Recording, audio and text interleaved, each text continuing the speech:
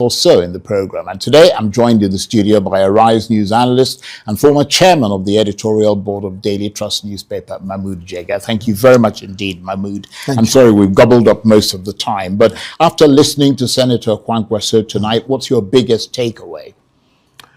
Well, you had a very interesting interview with him and raised many very important issues in the national politics today. Normally, the impression people have of Rabiu Kwankwaso is that he's an aggressive, very assertive, tough fellow. But today he was extremely calm. Indeed, and considerate. I was even wondering whether it was him. He was calm and he was answering the questions thoughtfully and lucidly, and in most cases very truthfully.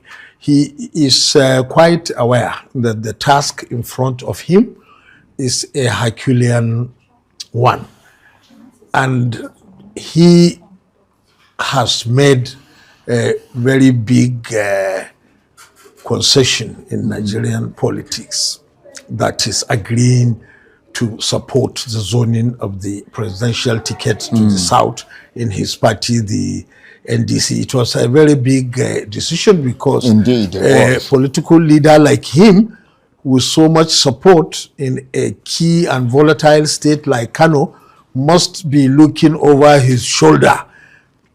Are my supporters likely? I mean, he got 1.5 million votes last time, most of it in Kano. What are those people thinking, as he kept saying, about the youth and social media? Are they likely to follow? Because what is the use of pulling forward if the followers are not following? But he has a very solid structure, and he must have consulted very well, and he must have gotten an indication that maybe most, can be all, of his supporters are likely to go ahead. So it's like we are pushing towards an Obi Kwankwaso ticket. That's what it well, he's confirmed like. That actually. Yeah, tonight. that if he is offered, he will diplomatically. So still, there will still be the big problem that the opposition forces a month ago or 2 months ago looked like it was set to give the ruling APC a big fight next year by their uniting. Especially, you know, that meeting that they had in Ibadan, where they now said that they will present one opposition candidate. But it looks like now, apart from NDC, the ADC people are still pulling in one direction. And I think only yesterday or today, the two governors left in PDP, that's the governors of Bauchi and Oyo State, appear to have joined one small party where they are pushing, and it looks like possibly they are the ones who are trying to draw former President Goodluck Jonathan back into the race. Now, if the opposition present 3 different candidates, at least, that's Obi Kwankwaso here, possibly Atiku and Amechi in ADC, and then Goodluck Jonathan and possibly Governor of Bauchi in another ticket.